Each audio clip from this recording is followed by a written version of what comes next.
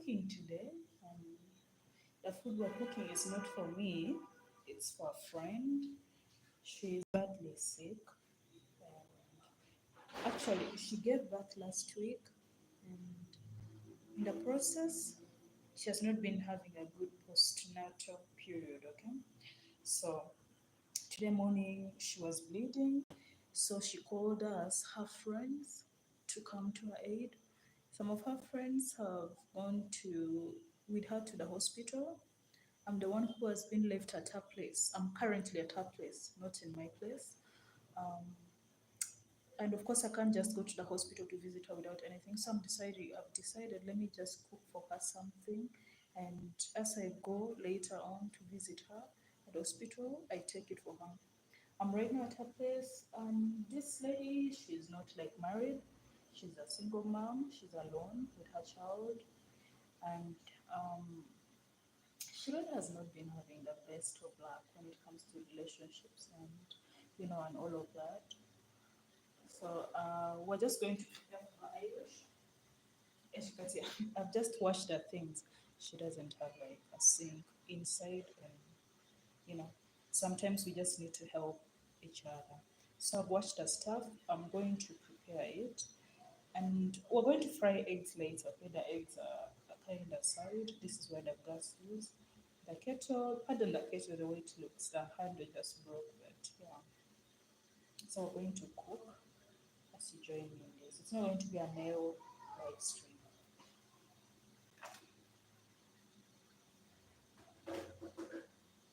Actually, the idea to do this live stream came after I'd already cut off these spices. This is just some garlic and some green pepper strap. She doesn't like a lot of spices in her food, but I'm going to do my best to make sure that I just offer her something quite little.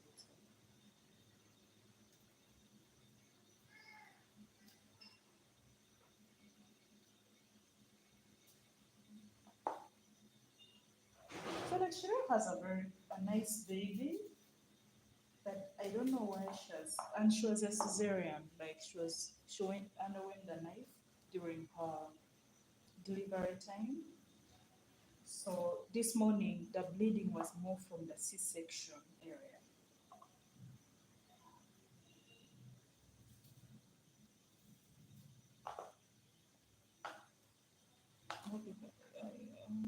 This is what I'm cutting. I'm still cutting the onions. Of course, as usual, each time you cut onions, there's that funny, what people who do biology tell us, there's that funny thing they produce that makes the eyes itch. Welcome to the live stream. So today we're going to cook for my friend. I'm currently at her place. She's very sick and she needs help, and she doesn't have a nanny or a house help. So I've left home this early morning because right now it's just midday, East African time. I've left home to come and help her do some cooking. So join me as I do it for her. We're going to cook using red onions. I'm not using white onions. She doesn't like white onions, but I prefer white onions more. I feel like they're more tasty. My eyes are burning already.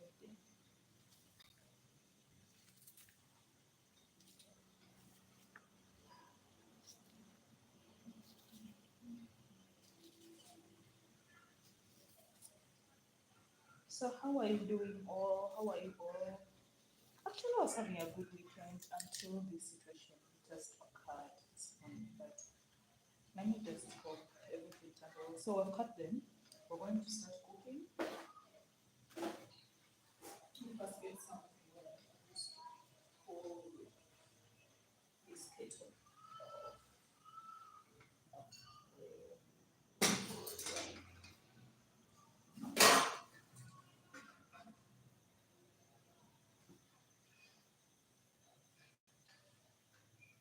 And here, this is a Ugandan brand. It's cooking oil that I want to use for cooking.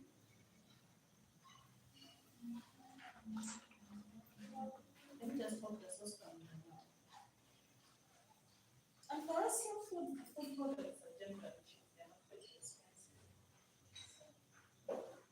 That's the only love.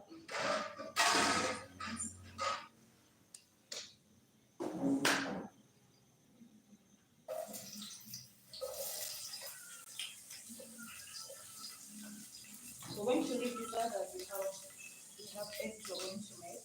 So we're going to use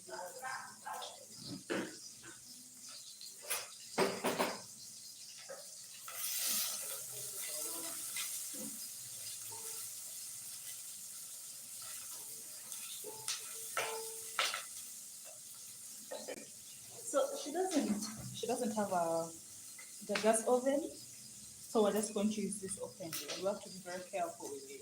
That's all I can tell you. But yeah, of course, most people here they don't use gas for cooking. It's not. It's mainly in places with some privilege. Most people use charcoal. I hope you know charcoal. Charcoal is like some black substance that is obtained from burning trees. After you've cut down trees, you've burnt them, you make charcoal out of them. And the charcoal is made in a way that after you've cut the trees, you're supposed to slice them into some portable pieces. They don't have to be quite small, just some logs.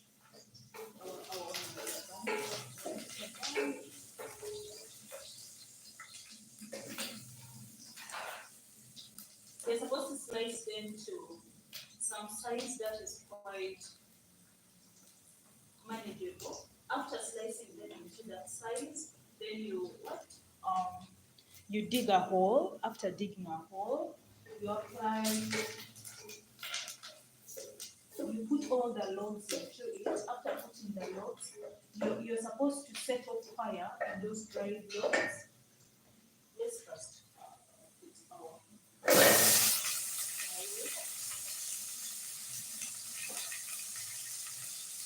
I'm trying to drain the water.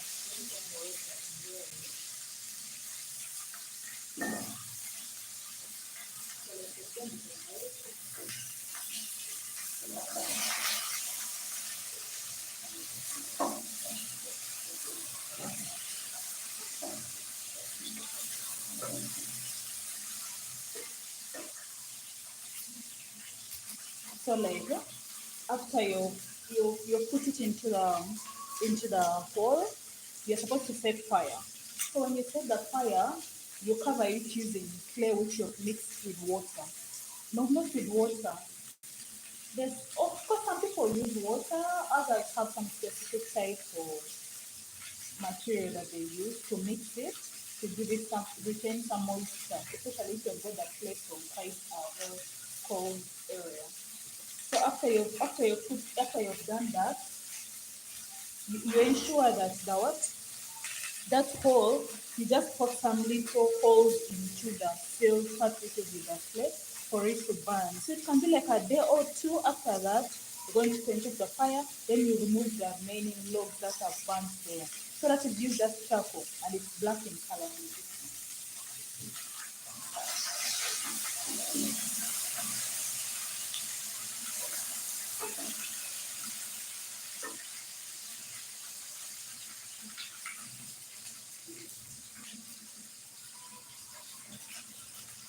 I don't have time to get another plate, so I'm going to use this direct.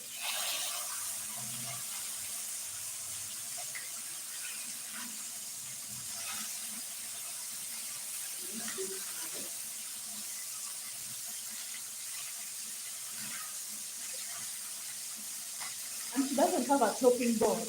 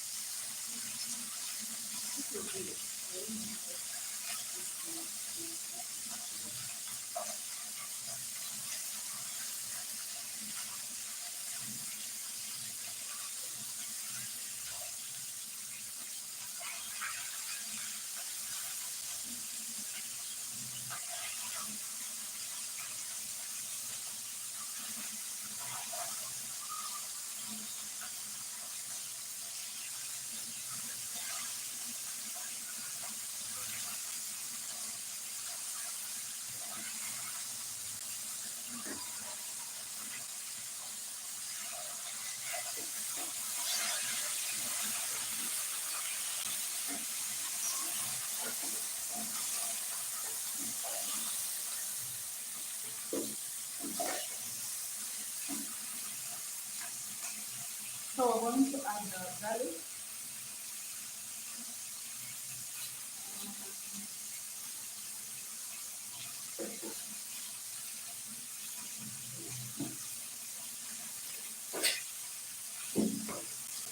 is our salt.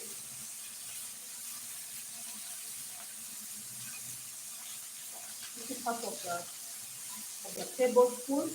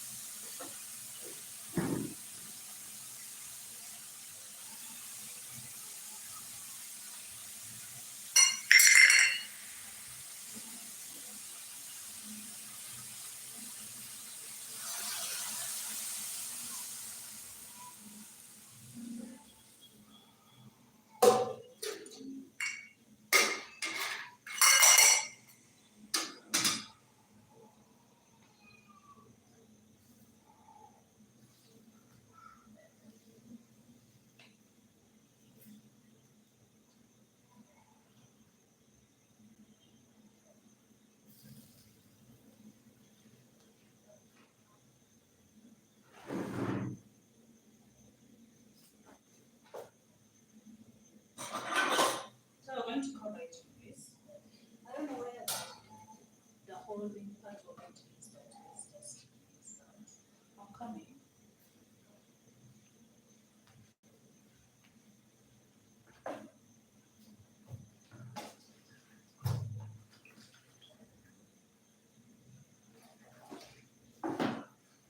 I'm just washing my hands. I'm coming.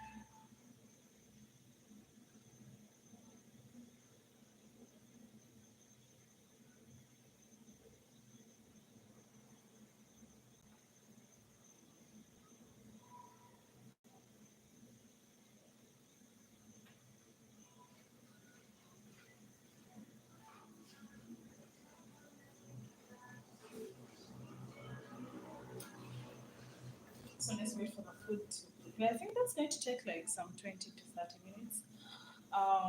But back to what I was saying, basically, after the charcoal has burnt in the hole, it's withdrawn, like it's removed, and you remove it and you put it like to cool before they put it into sacks. I wish I could like probably I don't know this area very well where my friend stays. I don't know this area very well. If I was home, like in our home, I would have walked out with a camera to show for you guys like how charcoal looks because she doesn't have charcoal. She uses gas as you can see. And of course we're in her kitchen, so you don't expect to see something that she doesn't have just here. But yeah, most people in Uganda use charcoal. And also there's firewood.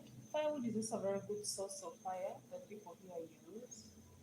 About firewood, really, it's going kind of extinct in small homes, though it's still popular like in hotels or large areas. And when I say that they don't like in hotels, of course, there are those big ovens that need to use firewood that they are using for cooking. But many people within the country still use it. If you go to villages, they still use it. And at home, when we have like large gatherings, we still use firewood. So it's basically like something we also do use once in a while too. And then also, yeah, but gas is not something that a lot of people use. Though people use electricity for cooking. People use electricity for cooking. Biogas is there, but you find biogas is who are quite literally privileged. They're the ones who use biogas. But gas, which is just normal gas like this for cooking, it's not everyone who uses it. Same applies to electricity ovens, electric ovens. They're there, but I think it's mainly used by also specific families. Like those who are kind of privileged, they're the ones who have it. Guys, you see these nails we just did 2 weeks, I think 2 weeks back. Look at how they're outgrown. wow, like they're really growing so fast. This might force us to do some next week. But yeah, not every home can use gas. It's like something that some people use, though some people also still don't use it. But me personally, I prefer using an oven, and that's what I use also at home instead. I would use an open gas like this, but I feel like there's a lot of disadvantages to it. Not like kids. Like now, my friend, she has a baby that was just born last week, right? The child, of course, when the child grows, they can crawl a lot, and you know, kids crawl anytime. You can never even tell at what time they have crawled. You just find they have crawled off, and they're going to start tampering with it. So they can easily make a mess out of it. But yeah, a lot of people use that. So I feel like electricity will be best. And the reason why people don't use electricity is not because there's no electricity. We produce a lot of electricity that we ship. Like we sell power to all the neighboring countries in East Africa.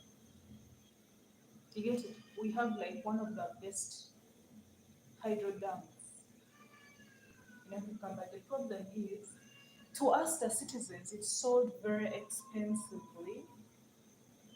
Like it's quite expensive. But to those neighboring countries, it's sold at a cheaper price. I can recall to you the number of times in Uganda we don't have power. Meanwhile, Kenya, which is depending on us in hydro electricity, has power 24/7. Yet we are struggling. You get it? So I feel like our government is really failing us in that sector. They're not giving us power. As the citizens, we're really struggling with that. Meanwhile, those who are neighboring us are enjoying the benefits. And we're being taxed a lot. So I don't really understand how this country functions. Well, you know, every country has its own struggles, but I feel still we are just being cheated in our own country. So if I see it's cooking, let's try to give it a mix. I want to remove these covers, but they're still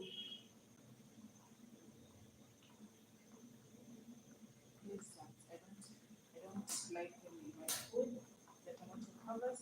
Of course, I know someone will be like, why didn't you use a grater? And I'm trying to fight time, guys. So I just want to prepare this fast because there's also jam. I'm actually straight off the city, so there's also jam from here, the hospital.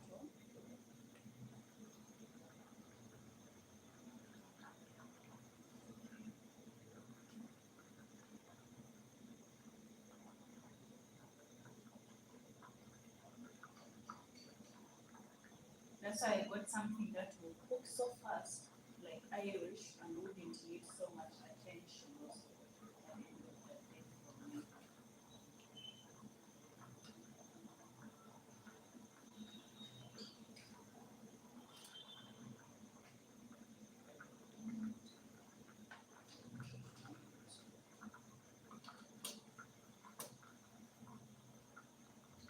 Someone said that tomato covers are nutritious. I asked her, what nutrition do we gain from them? She has never said anything regarding it. So my question is, what nutrition do we gain from the covers of tomatoes? Because I don't know, I feel like there's nothing there.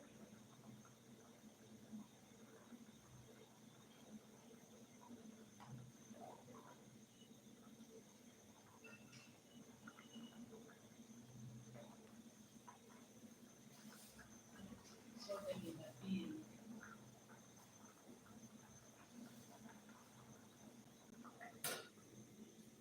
under 16.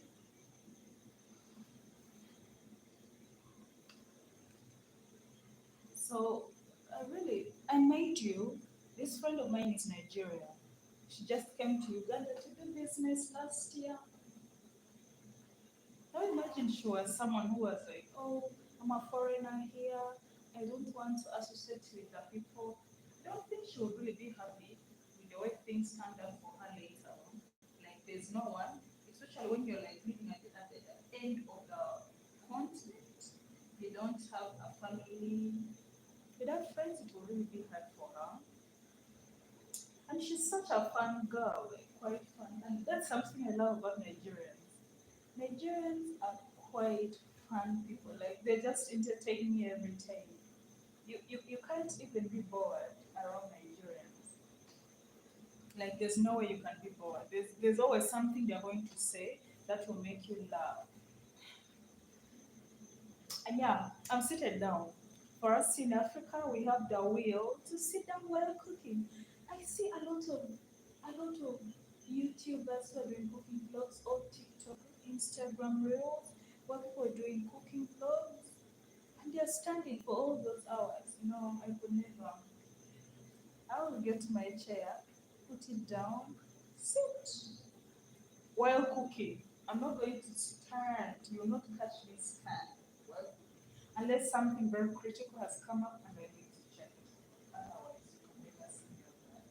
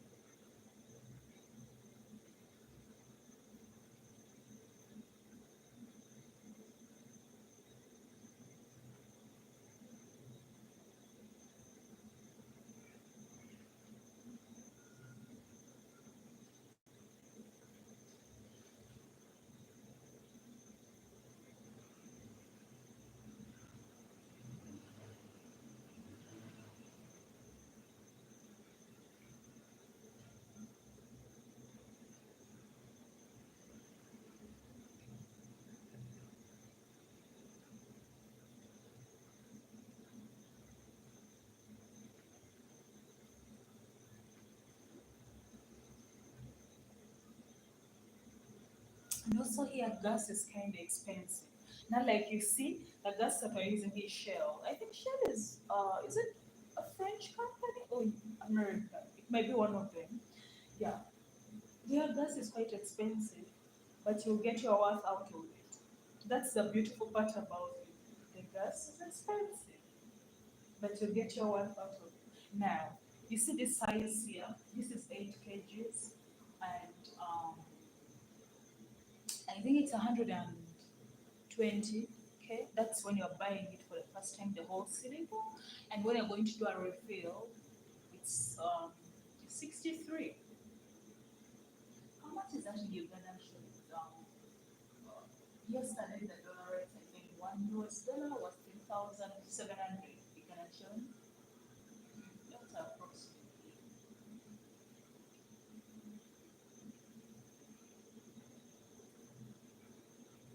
That's approximately like 25 US dollars. But that's quite expensive for us. Very expensive. So I feel like, and mind you, we have our own crude oil and our own natural gas. Like these are things that have been for years and years in the country, and the government. I just don't understand African governments because what do you mean you have the natural resources and you don't want to use them? And even if you don't want to use them and you're planning to get maybe another country, give offer the tender to another country to like do the excavation or maybe the processing, all of that, or because you don't have the machinery, at least you have the taxes that you would use to afford. But they are not doing anything. And I feel like it's a bus. I feel like current government has that plan of wanting when they live in power, the natural resources will be claimed and then because what do you mean you address the country's gas and oil as my oil and my gas? Mm. Anyways, sometimes sometimes I just sit and I really lament regarding my country because we have ministers. The ministers are not literally doing their work. It's the president that makes the decisions for the ministers. I'm like, okay, so how are we a democratic country if the president makes the final decisions? So it makes a bit no sense.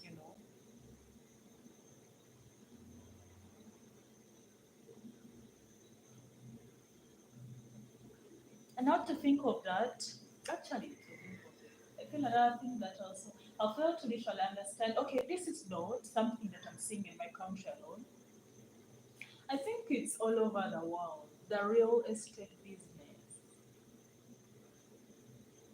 I haven't traveled the world much, like I haven't, and I hope to one day be able to afford traveling the world.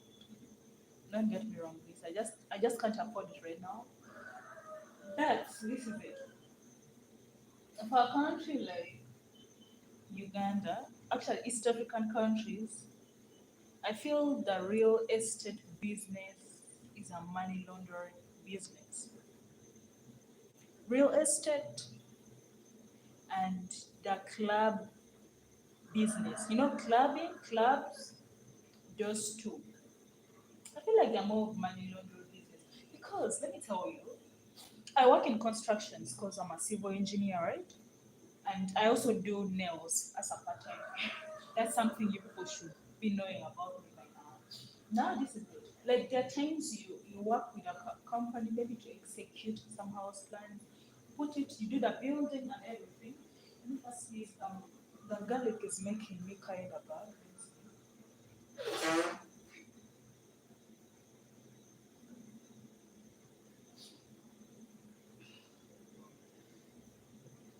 Like like you see this what? Like you see the real estate business. I feel it's more of a money laundering scheme. Let me explain to you. Just stay with me. You build a very nice apartment. Maybe like, oh, it's for this person, or this mago, or it's this, all of that. And the person can be like, the company, like the people who are doing the real estate can approach the company you're working in and they present their ideas and everything. It's another person, maybe like a businessman who has come up with a business lady. Yeah,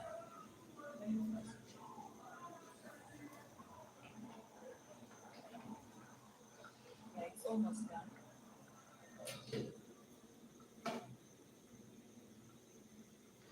Like after they have approached you, you have drawn the house plans, you've done everything. Tell me where the client is supposed to sign. They're different names now. That's the first red flag. A person who approached for this particular house plans and maybe this project was a different person. Not the person signing it off is different. Like putting the signature on the final, the client part of a house plan, right? That's the first red flag. The second one, the second one comes during the payment. Because okay, there are times where the auction is in a way that the company has to do the building all first. But also for us in Uganda, we have this bit of where, guys, actually, before I continue, in my community tag, my latest post has a link to my other channel which I've created where I share everything civil engineering. So if you're in that field, you can also follow that channel so that you can get along with me there. Aside that, let's get back. So this is it. Is the person who is going to pay the money for a project is also a different person. So this is it. We have in my country two ways a project will be taken up in project management. It's either the company does the whole construction of their own funds and they're being paid their dues after the whole project is done, or the money is paid in installments basing on like how far the project keeps on going, or the payment is done before the whole project is done by the client. The client pays money for the whole project. The work of the company is to ensure that they deliver the work. And if it's not to the taste of the client, they have a way the contract has to be navigated, how that money has to be navigated. So let's put that aside. But then you realize that these people will want to do a full payment before the whole project is done. It is done, that payment is done by a different person. It's not done by the person whose names are attached as the clients of the project. So that is the second red flag. Then the third one comes when the whole project is already done. They will want a different marketing company to market for them the apartments to like the normal consumers. Now, this is where the consumerism comes in. Sometimes they will say that they are selling their houses or this apartment. The currency they use for selling the rooms is dollars. They don't use the home currency. What do you mean and not just any dollars, of course, it's the US dollars. What do you mean you're selling houses to the citizens of this country in US dollars? You see, there's something not adding up there, right?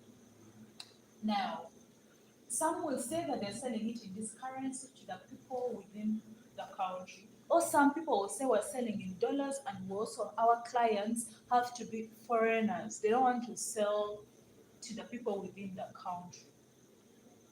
Now, if you're someone who is maybe outside the country and you want to buy maybe property in Uganda and you own, you may walk up to this particular company. Now, like we have one company that markets very well is National Housing, right? So you can walk up to this company and you're like, hey, I want to purchase some apartments or apartment units from you and all of that. These people say we're not selling. You see? And there are a lot of estates here with no one occupying the buildings. The year begins, the year ends, there's a poster outside, houses for rent. But when you approach them to buy the house, they tell you, no, we're not selling the house. So which is which? Now we no longer, that's where you start questioning what's happening. You're not understanding as a customer how this whole thing is running.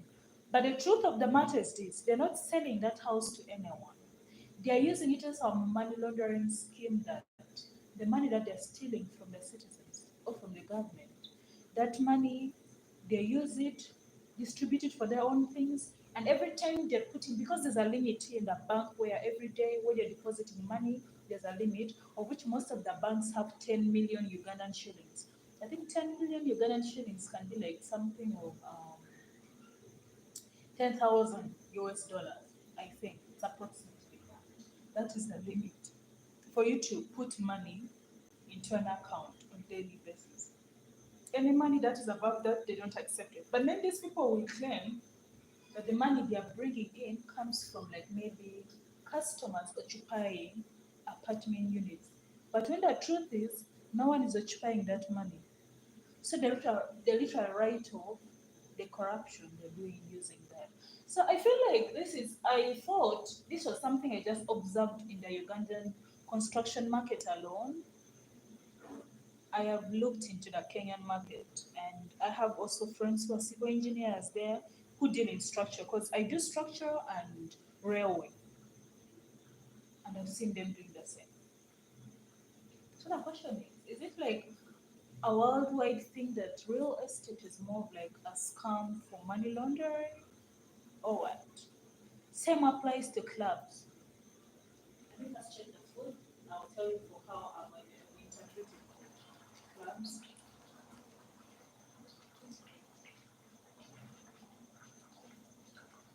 The food is almost ready, guys. Let's get our eggs ready.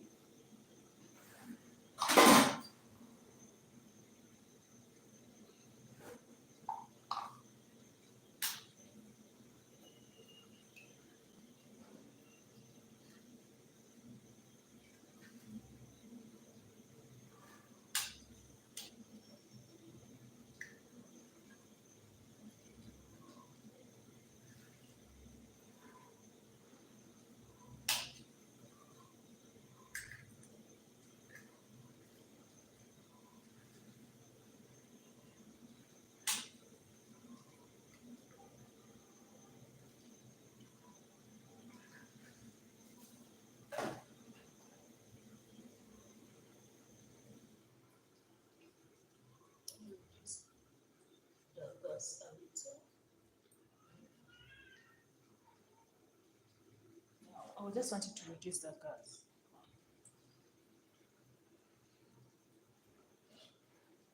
So same applies to the clubbing business here.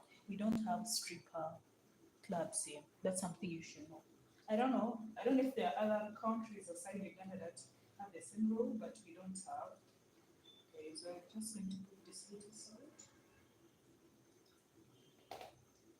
I don't know if there are countries around Africa that have the same rule, like stripper clubs are not accepted. We don't have them here. So if you're a stripper and Uganda is a country you want to live in, or you're someone who loves the stripper life, I don't think this is a country for you.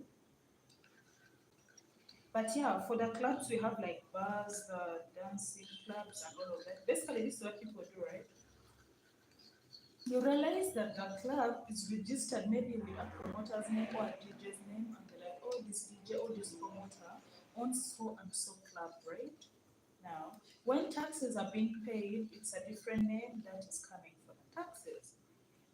And if you're to follow the account through which the money that is being paid, maybe as the taxes comes from, it's also a different route if you trace that money. But now, construction, you cannot follow it fully because there are a lot of payments involved in a way that you cannot trace all the accounts, right? But for the club business, you can trace. The only problem is this: as you dip your nose into tracing that money, you should also be writing a will.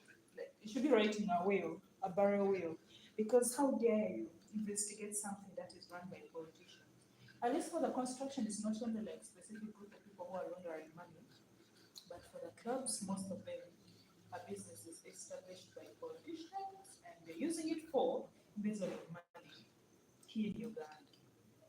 So I don't know about other countries how it's going, but that is a very known scheme. For me, it's a scheme that I've observed in Uganda, and the people who are owning those businesses, most of them.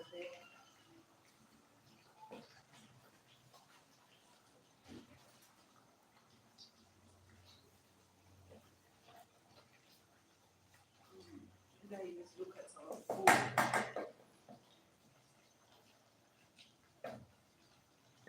I think we can now remove it and fry our eggs. Oops, this is hot.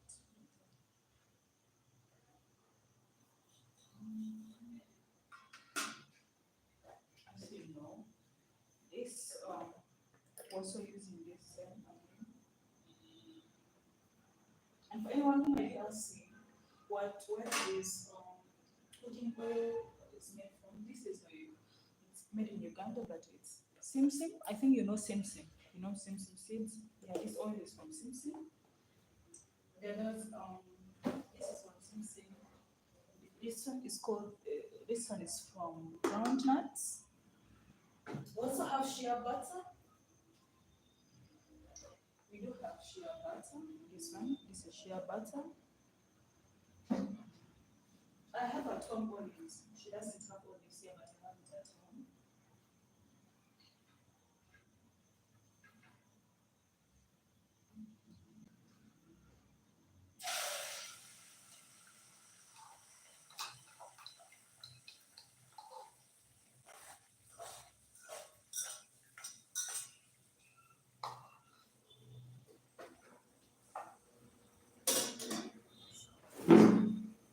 Meanwhile, we're going to cut our tomatoes around. I'm going to do some curry powder in this sauce.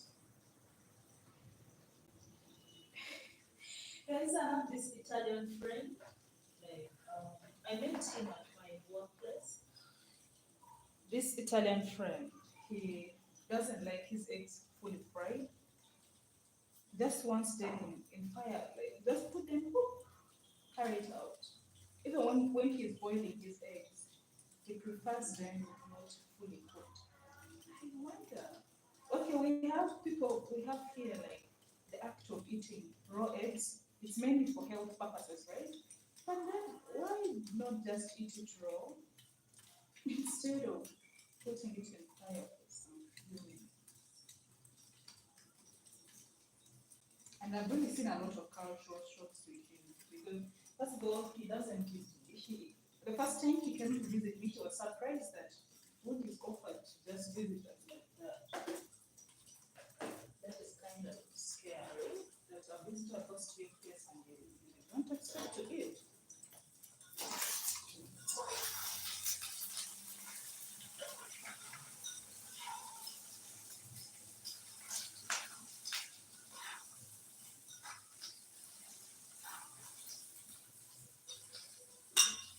For us here, hospitality is a must. When you visit someone, it's a must that something is offered. And it's quite rude to reject food when you go to visit someone as a visitor and they don't give you food. Or they give you food and then you refuse to eat it. It's quite, like, it's seen as something that is bad. So we don't have that situation. People not wanting to eat from you, or we don't have that.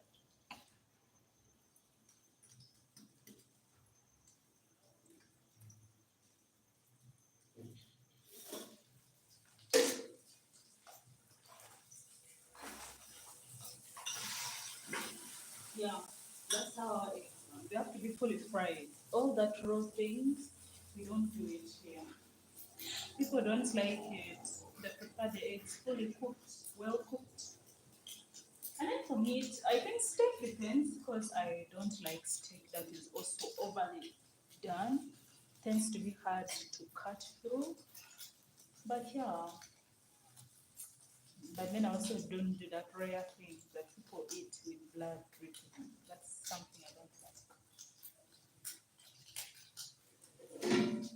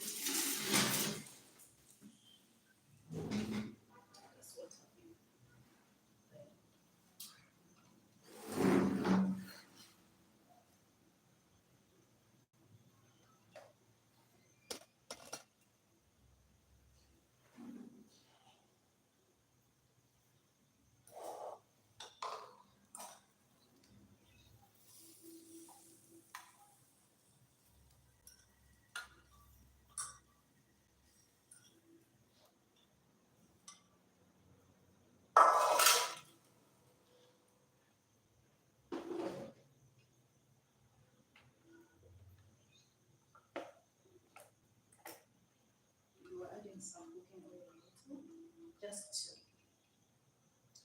give some brown look to the tomatoes and the onions. We're trying to make some sauce. You guys are going to see. You're going to love it. Anyways, guys, you try it. You may not be doing it exactly the way I do. You may do it in a bougie way, but please try it. What is this? So it's nothing that is so good.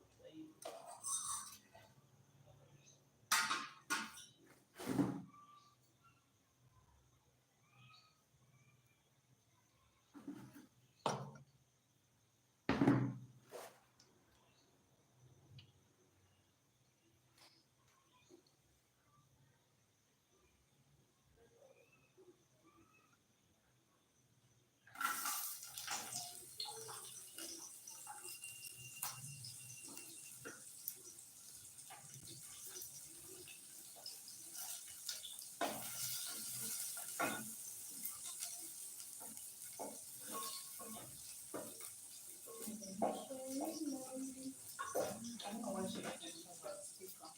I really want you to listen to some music. I'm here yapping alone.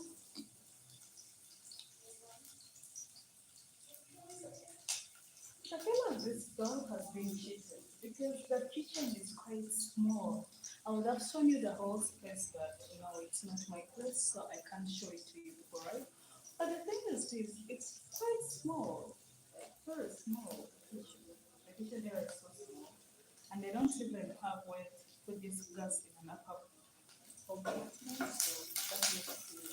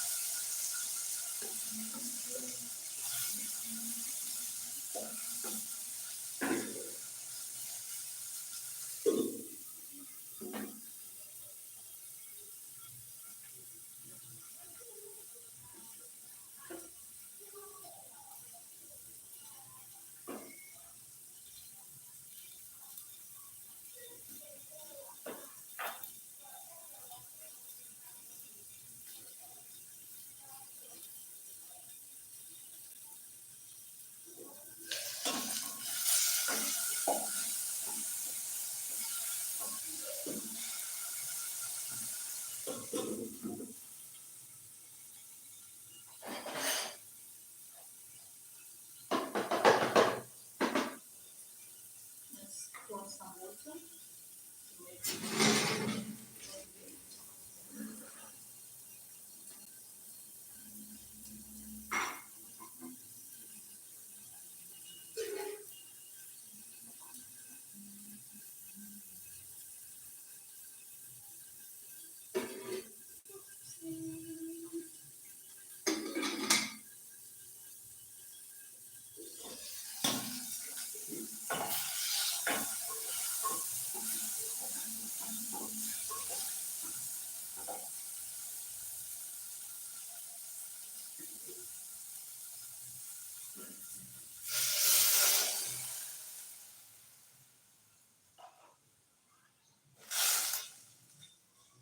So this is going to cook until it simmers quite down. Okay, you'll see it. Just calm down.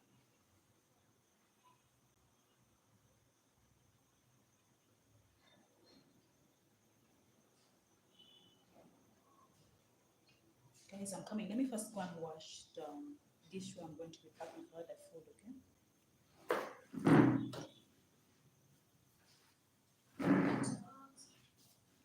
Many dogs.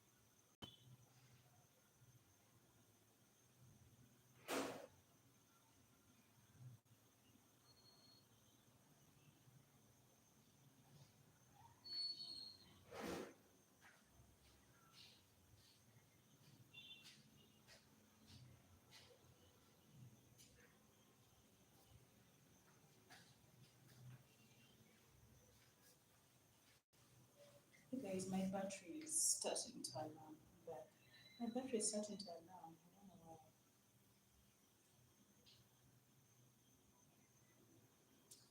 I don't want to end the live stream here. I want to end after I fully empty this meal so that you can be able to see it. Because it's starting to alarm and I have to go with, oh, no, please.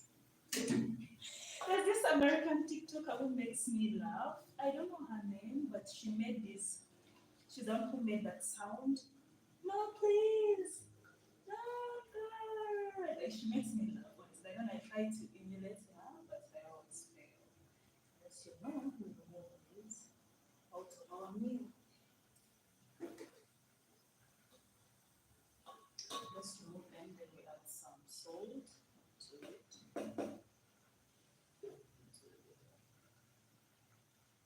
I just wanted a soup, not necessarily gravy, but I want some soup for this. Egg.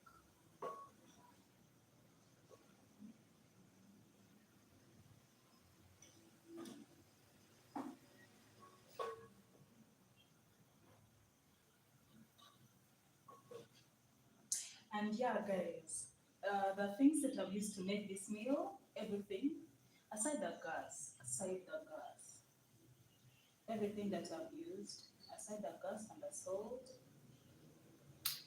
didn't cost me $1. Yeah, you should know that it didn't cost me $1. And it's not because that, oh, it's quite cheap. No, that would be expensive to us here. But yeah, the whole meal is not costing me $1. I got the Irish for 2,000. That is not even $1 in US dollar. 2,000 Uganda shilling, and onions for 800 shillings. No, the tomatoes and the onions for 200 shillings. If you do the math, that is 3,000. 3,000 when you convert it to US dollars, I think that is 0.75 cents. It's not $1.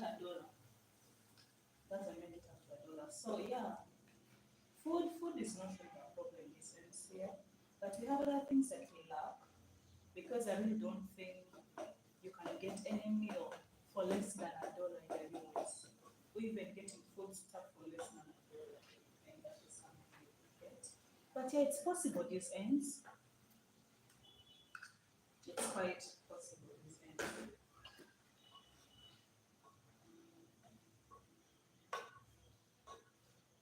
Now we need to cook down.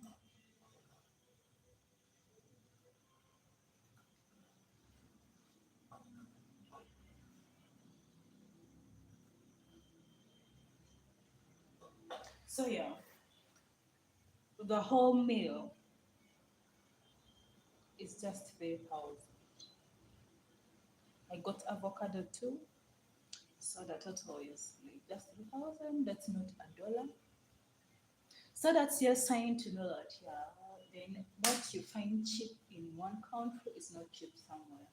Because I feel like things like Wi-Fi are quite cheap in the US, but it's very expensive for us here. You get it? And this meal for one person who is sick, this is both lunch and supper. So she has not spent even up to $1 for a meal. You get it? So yeah, food food for us here is very cheap. Like you can even eat meat. And when I say meat, it's not going to be $2 for me to afford meat. And when I say meat, it's not only like, oh, it might be just a piece. No, like 3 pieces or four. It cannot cost me more than $2 where I live in Uganda. But for someone who is in Uganda and is maybe doing a job that is not well paying, that's a lot of money. Spending like $2 for such a meal, that is quite expensive. So as usual, all my live streams, I tell people, let's be grateful for where we are, for the things that we have in life.